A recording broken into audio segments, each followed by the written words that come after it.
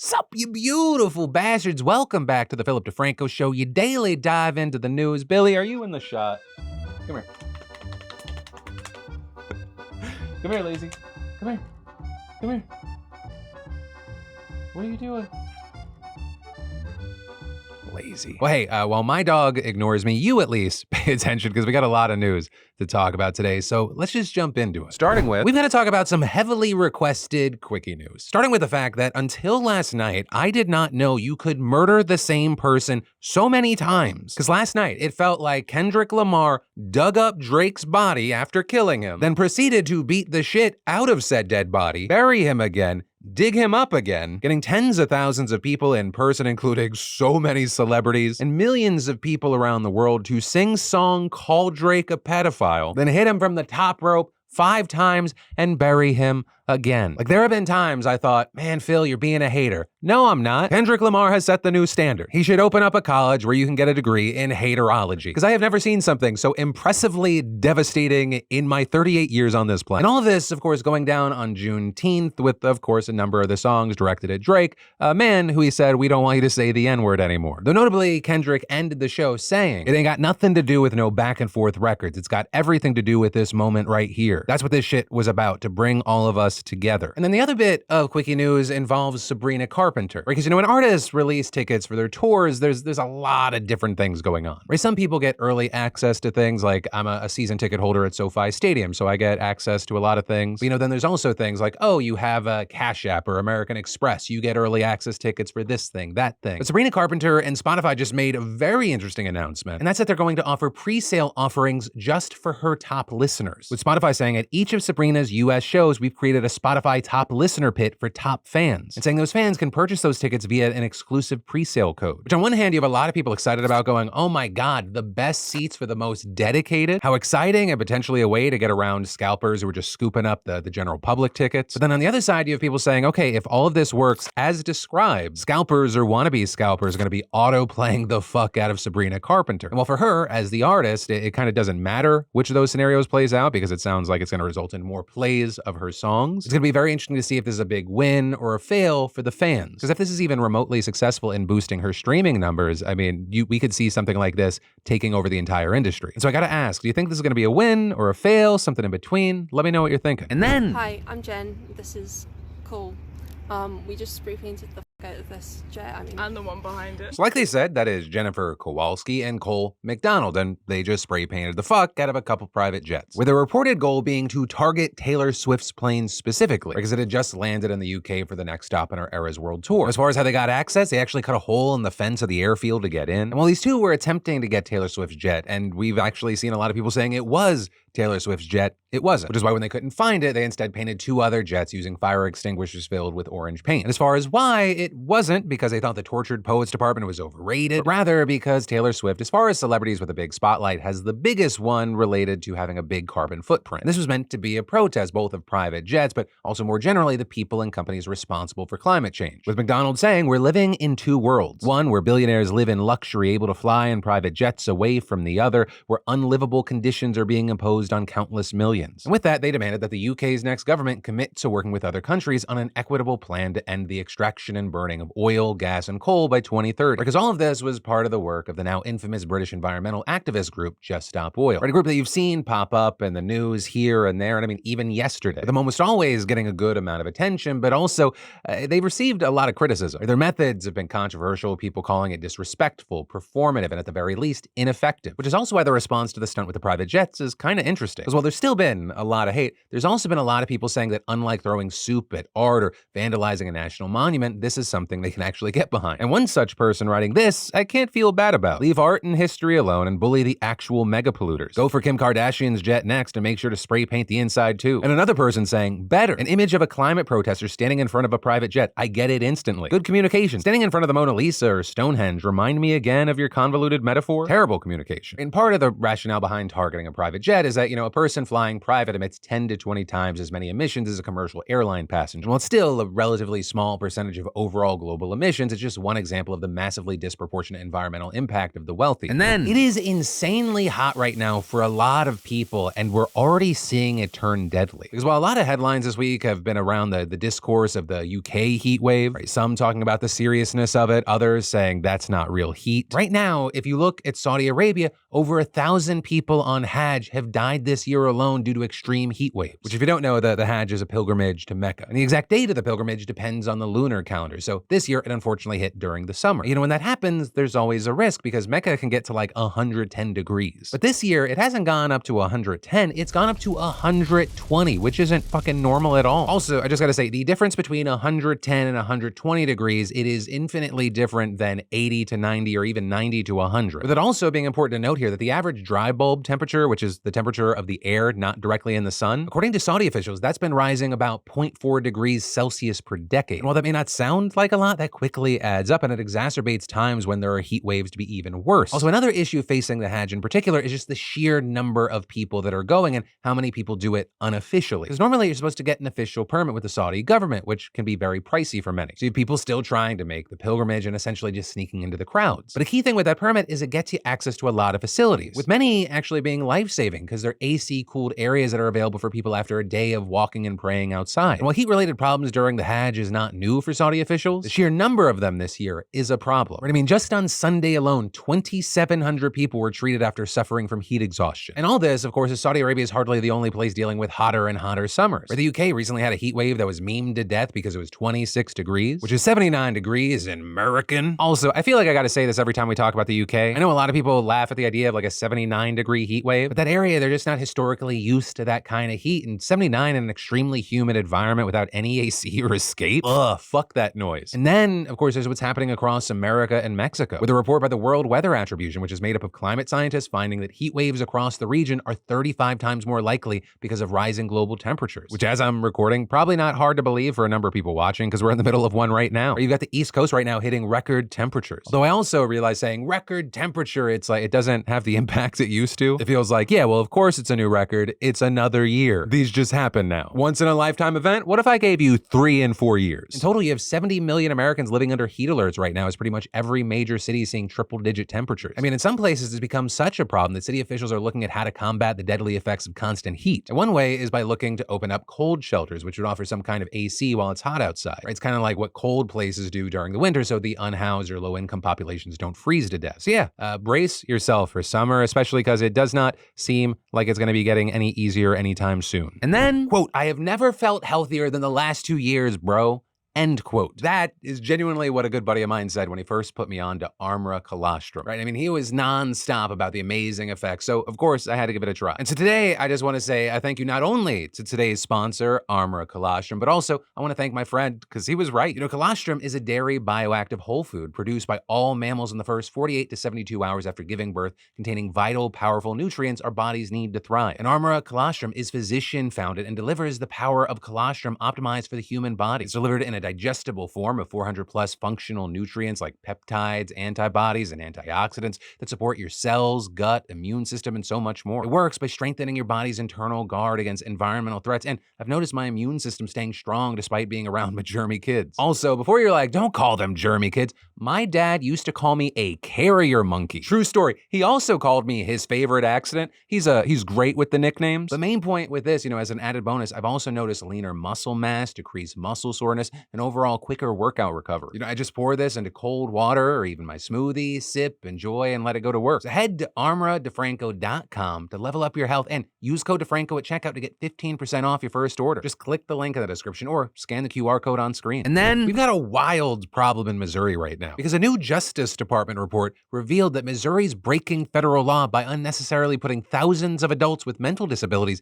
into nursing homes instead of actually providing them with the proper care they need. And according to the report, we're talking about 3,300 adults with mental health disabilities who spent at least 100 days in one of the state's nursing homes as of March 2023. Though that number also doesn't include people with Alzheimer's and dementia who may actually be able to benefit from specified care provided by those facilities. And with that, you had the DOJ finding that the average age was 53, which is unheard of. That's more than 20 20 years younger than the statewide average for all nursing home residents, which is 75. And I mean, hell, some of the adults placed in literal nursing homes were in their 20s and 30s. And beyond just their age, a majority of adults with mental disabilities who were placed in these facilities, they did not have the physical needs that would require the help usually provided by nursing home staff. You know, like eating, using the bathroom, or being transferred in and out of bed. And the DOJ explaining the fact that adults with mental health disabilities in nursing facilities in Missouri tend to have relatively low need for nursing care highlights why nursing facilities are not appropriate for these individuals. Saying beyond that, Missouri also places a higher percentage of adults with bipolar disorder or schizophrenia in nursing facilities than almost any other state. And in some of the nursing homes, these patients make up 80% or even 90% of the entire resident population. And that matters for a number of reasons, starting with nursing homes usually don't have specialized care for those folks beyond just giving them medication. The DOJ also finding this is true for people with other mental disabilities who are being placed in these homes. When you take a step back and you look at these groups who have been put under the care of nursing homes, the federal report says almost none of the adults with mental health disabilities living in nursing facilities in Missouri need to be in these institutions, even for short-term stays. And it's not like these people feel like they're getting any sort of special benefits from these facilities that they can't get elsewhere. With the agency specifically stating almost uniformly, adults with mental health disabilities in Missouri's nursing facilities do not want to live in these institutions. Right? Nursing homes are incredibly restrictive, and the vast majority of adults with mental disabilities want to be integrated into the community and given more freedom, like through services like permanent supportive housing or comprehensive treatment programs that can provide them with a safety net of resources to live more independently. And that's something we saw these people and their family telling DOJ investigators. Like Angela, for example, a woman in her late 50s who was placed in a nursing home against her will, saying, "I have a dream that one day I will be free. Free to live on my own, free to live within my community, free to have overnight visits with my grandchildren, free to not be told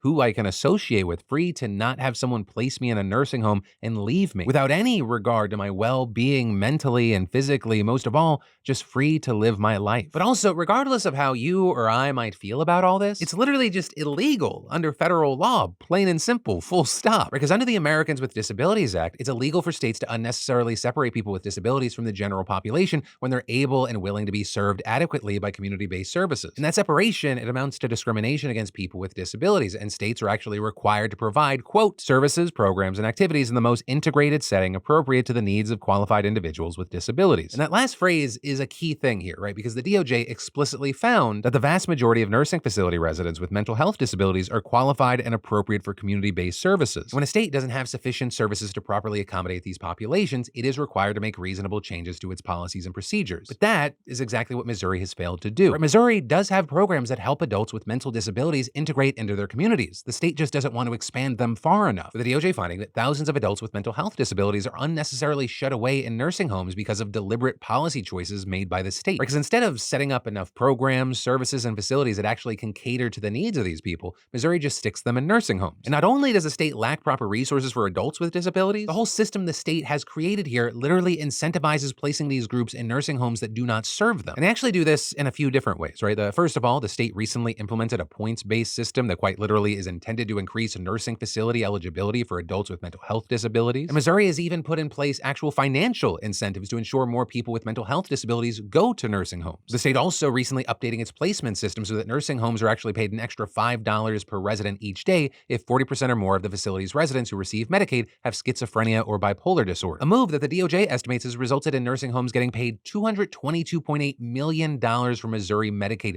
just in the last fiscal year alone. And beyond that, the state also lacks effective processes to screen out people who don't need to be in nursing homes or divert them to other care, or even proper systems to transition them from nursing homes to services that would better accommodate them. But one of the biggest issues with the overall system here is Missouri's procedures around guardianship, right, where someone is appointed to make every decision for a person with mental disabilities. Because while guardianship is only supposed to be used in the most extreme of situations, Missouri has heavily relied on this tool as a catch-all for people who are resisting treatments or who have been cycling in and out of psychiatric hospitals. In fact, 62% of the adults with mental health disabilities living in nursing facilities interviewed in the DOJ inquiry, they were under guardianships. And 80% of those people had a public administrator as their guardian, not a family member or a friend. And that's significant because many public administrators who serve as guardians have been placing these folks in nursing homes, with one provider even calling guardianship in Missouri a sentence to be locked in a nursing facility. And all of this, despite the DOJ finding that adults with mental health disabilities living in Missouri's nursing facilities generally do not need guardianships. And so by forcing people who don't need guardians into a guardianship, Missouri is actually violating its own state law. And just in general, there's a lot of really damning shit here, though as far as what happens next, technically Missouri will be required to work with the DOJ to fix the violations that the agency found. And then if they can't or they won't, the department can sue the state for compliance. But in the meantime, you have thousands of affected people that are just gonna still be in this situation. And then, if you're watching this video on a computer that is using Windows, get your computer updated right now.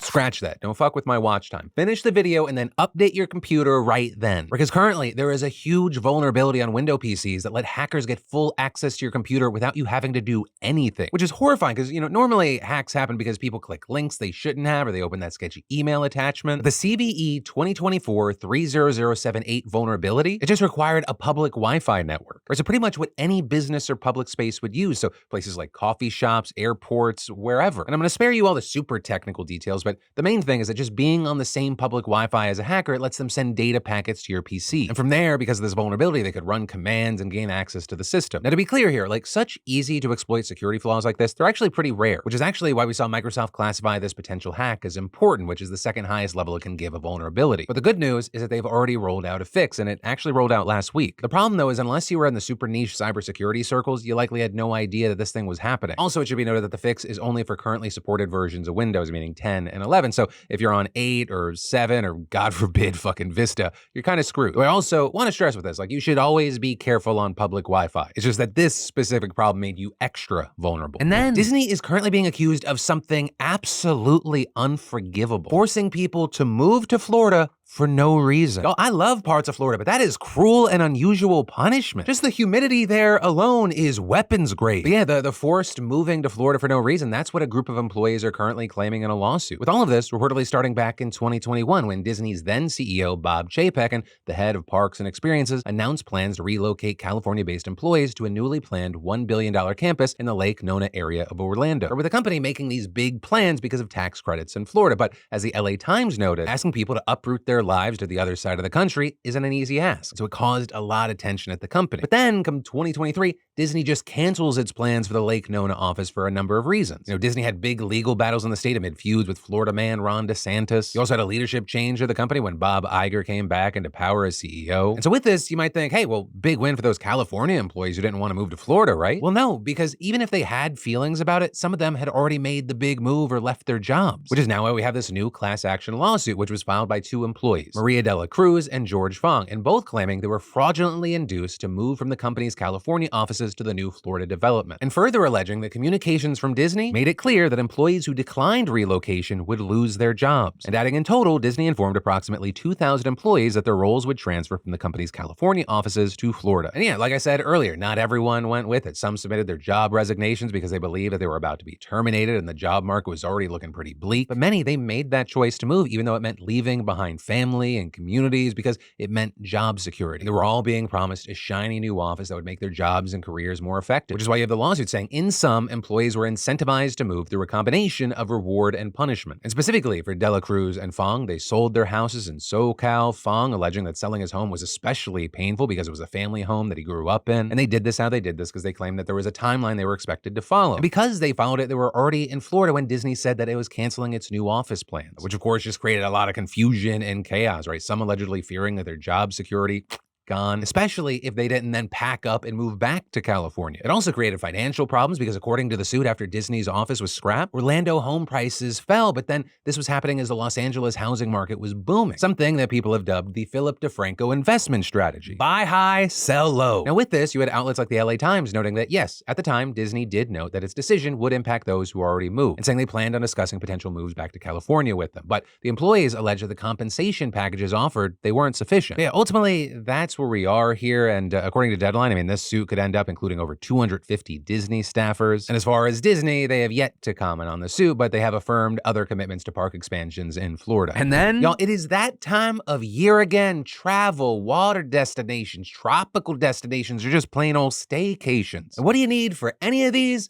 Sunscreen. Please, God, wear your sunscreen this summer. But also a great pair of shoes that can handle any type of weather. And basically, thanks to the fantastic and longtime partner of the PDS, Vessi, the weather doesn't need to control what you do. Personally, I'm loving my Vessi Stormburst low tops at the moment. Easy to slip in and out of. Or sneakers that provide me freedom to do just about anything at all, no matter the element. And they look great, so I can keep wearing them while I take my beautiful wife out to dinner without judgment. And reliable is the word that comes to mind when I think of Vessi. They're ideal for any occasion, especially if you might find yourself around water. Coastal walks, exploring outside the city, forests, camping, snowy days, boating, heading out on a damp morning, washing your car, the list goes on and on. So I gotta ask, what are you waiting for? Just go to Vessi.com vessi.com/DeFranco to get 15% off your first order. And also, take a minute to browse their site. They got a lot of good stuff like Vessi's super sleek Astoria backpack. It's 100% waterproof like pretty much everything Vessi, and it's not just the sneakers. But yeah, that's vessi.com/DeFranco. And then, in this country, we spend a lot of time talking about reproductive rights and reproductive health, and, it's for good reason. A lot has been happening since 2022 when the Supreme Court overturned Roe v. Wade, ending the constitutional right to abortion, with women's rights advocates warning that limiting abortion access wouldn't only be an assault on their freedoms, but a threat to their health and economic security, with now 21 states banning abortion or restricting the procedure earlier in pregnancy than the standard set by Roe v. Wade. And the anti-abortion movement is now setting new sights on new targets, like wanted pregnancies achieved through IVF and contraception. But with all this, there's something that I want to talk about that's going to seem completely unrelated, but it isn't. I'm talking about climate change. Because with that, there's this stunning series of articles from the Grist, Vox, and the 19th. And they show many of the ways that climate change can have a huge physical toll on bodies that can bear children, impacting women from menstruation to conception to birth. Meaning that actually, in a way, failing to act on climate change is just another way of failing to protect women's health. And of course, because climate change is global, we're talking about women everywhere, not just in the States. So to that point, let's start with Bangladesh, right? We all know that sea levels are rising. And in Bangladesh, it's perhaps worse than anywhere. Millions have been internally displaced by flooding. 860,000 people are now living in areas that could be under the high tide line by the end of this century. And already, sea level rise has pushed saltwater more than 62 miles inland. And the type of water there is key. Salt water. Right along with a shortened rain season due to climate change, this intrusion of salt water into the freshwater drinking supply is forcing them to pull more fresh water from groundwater aquifers. And studies have shown that consuming this saltier water has negative, long-lasting effects on nearly every stage of a woman's reproductive cycle. In 2008, for example, Anira Khan, she's a researcher at Imperial College London, she visited Bangladesh. And there, she met a gynecologist who told her that an unusually high number of pregnant women were coming to him with gestational hypertension and preeclampsia, which are both conditions largely defined by a woman having high blood pressure late in her pregnancy. And importantly, patients with either condition have a higher risk of things like a preterm delivery or miscarriage, as well as low birth weights, which are linked to poor development, cognitive impairment, cerebral palsy, and psychological disorders. And so Khan conducted a survey. And she found that more than 20% of the women living in coastal zones in Bangladesh had been diagnosed with high blood pressure, compared to less than 3% of women living in some inland areas. But they're also eventually discovering that women living on the coast, they were getting as much as 3 times their recommended daily serving of salt per day from drinking water alone during part of the year. And notably, consumption wasn't the only way that salt water was endangering women's health, with one of the examples provided being using salt water to wash cloth menstrual pads. That ended up making the cloth hard, which caused scratching that made the women vulnerable to infection. Additionally, women working in shrimp aquaculture spend long hours standing in salt water, with that possibly leading to chronic uterine infections and even uterine cancer. And while that may be very specific to Bangladesh, saltwater intrusion is not. It also threatens to infiltrate freshwater drinking supplies in countries like Egypt, Italy, Vietnam, and the United States. Roughly 40% of the world's population lives within 60 miles of a coast. And 501 cities around the world are already reporting a saltwater intrusion crisis of some degree, more than a fifth of them being home to more than 1 million people each. One study, for example, actually claims that saltwater intrusion has become one of the main threats to the safety of freshwater supply in coastal zones. And actually, last year we saw seawater make its way into intake stations in Louisiana, meaning that more than 9,000 residents couldn't drink tap water from their taps. And though that got fixed there, experts are still warning that saltwater poses a long-term threat to that part of the state. With in fact, Chris Russinello, a professor of geological sciences at the University of Rhode Island, saying, saltwater intrusion is an issue along most of the coastline in America. California, Louisiana, New Jersey, New York, and Rhode Island being some of the states that are already confronting intrusion. With that, another impact of climate change that we're also dealing with in the U.S. is extreme heat. In fact, the U.S. is the country where the impact of heat on maternal health has been the most extensively documented. And it began with Rupa Basu, a researcher at the California Environmental Protection Agency, because Rupa conducted the world's first large-scale epidemiological study looking at the link between temperature and preterm birth. And specifically, she analyzed 60,000 summertime births that happened in California from 1999 to 2006, with her finding higher rates of preterm births during higher temperatures. And while it's not yet clear exactly what the mechanism is, in the 14 years since Basu's paper, dozens of studies have confirmed that higher temperatures and heat waves are linked to preterm birth and even stillbirth. In fact, scientists have found an association between heat exposure and preterm birth rates in every developed nation and in the few developing nations where studies have been conducted. Like in India, for example, a study conducted among outdoor workers found that exposure to heat heat stress above 81 degrees doubled the risk of miscarriage. Also, research in Ghana published last year found that exposure to temperatures above 87 degrees resulted in an 18% increased risk of stillbirth. And notably, as temperatures rise, so does drought and air pollution, which also increases the risk of preterm birth or low birth weight babies. Similarly, in some places, extreme heat events will also lead to more wildfires, leading to even more air pollution that could cause even more preterm births. And so with that, we see how all these different factors coming together make things worse. And yet another example of that is something climate change researchers have been talking about for decades, which is that a warmer planet produces stronger and more destructive hurricanes. With a study published last year, for example, showing storms become twice as likely to develop from a weak tropical cyclone into a category 3, 4, or 5 hurricane within a single day. And actually, some climate scientists are suggesting we add a 6th category to the scale that we use to measure the power of hurricanes. So of course, it's not only worse, it's more, with researchers already predicting that the 2024 Atlantic hurricane season is going to be among the worst ever, which, to keep on topic here, fertility clinics are just as vulnerable to storms as any other infrastructure. And that's important because with IVF, everything has to go right. And specifically, there are 2 procedures that have to happen at a very precise moment. Right? There's the egg retrieval, which has to take place approximately 36 hours after the last hormone injection or the egg will be lost. And then there's the embryo transfer, which, if you don't get right, sets back the whole process by at least a month. So, even a traffic jam or a delayed flight, that can throw the whole timetable off. And for a growing number of prospective parents living in coastal areas, all it takes is a single storm. And when we look back to things like Hurricane Ida, which hit New Orleans in 2021, we know things like the Audubon Fertility Center by itself, they had to cancel at least 10 IVF cycles, delay the start of several others, all of which, of course, can be devastating for would-be parents. Which, you're already talking about an emotional and physical toll, but also it's a monetary one. IVF is incredibly costly. The average cost of a single IVF cycle in the US is around $12,000. So some clinics, they charge as much as $30,000 per cycle. Many patients, they need more than one cycle to get pregnant. And all of this is made that much more notable because more than half of the fertility clinics in 13 states are at risk of hurricane damage based on data from the CDC and FEMA, with it even getting to a point where the American Society of Reproductive Medicine has actually highlighted the need for clinics to adapt to increasingly threatening hurricane seasons. But also part of the reason I mention all these different things, which obviously, they are of different levels of concern, is to highlight that the problems that we're facing and the solutions for them, they are complex and interconnected. Because even with as long-winded as I've been maybe to this point, in no way have we touched on the majority of dominoes. Right? Like another one is there's a link between climate change and the spread of malaria, which, wouldn't you know it, another domino, because it's 3 times more likely to develop into a severe case in pregnant women than non-pregnant women. And then so many of the issues and the solutions they have to do with addressing inequalities, making healthcare more affordable and accessible, just making people more aware of the risks that exist. It's just all a messy, messy web of interconnected things. I think it's why when one big thing starts spiraling, everything spirals with it. And then finally today, we've got an announcement, and I want to talk about yesterday. Starting with congratulations to this week's SeatGeek prize winner. That's $500 towards any tickets on SeatGeek, which if you're the next one, you could go see your favorite artist, comedian, or play. There's over 70,000 events to choose from. Right? And that's because SeatGeek and the Daily Dip are still giving away up to $1,000 in tickets every week, and you should definitely enter today if you haven't already. Just add code PDS to your SeatGeek app profile for a chance at the weekly $500 prize, no purchase necessary. And $1,000 prizes are available to Daily Dip subscribers who add code PDS newsletter, doubling entries and winnings. But then finally, let's talk about yesterday, right? Commentary. Starting with the fact that we did not have a shortage of comments about the mandatory naked sauna sessions. What a weird situation. I feel uncomfortable texting someone that works for me at 5:01 p.m. I cannot imagine what it is to have a brain that's like, yeah,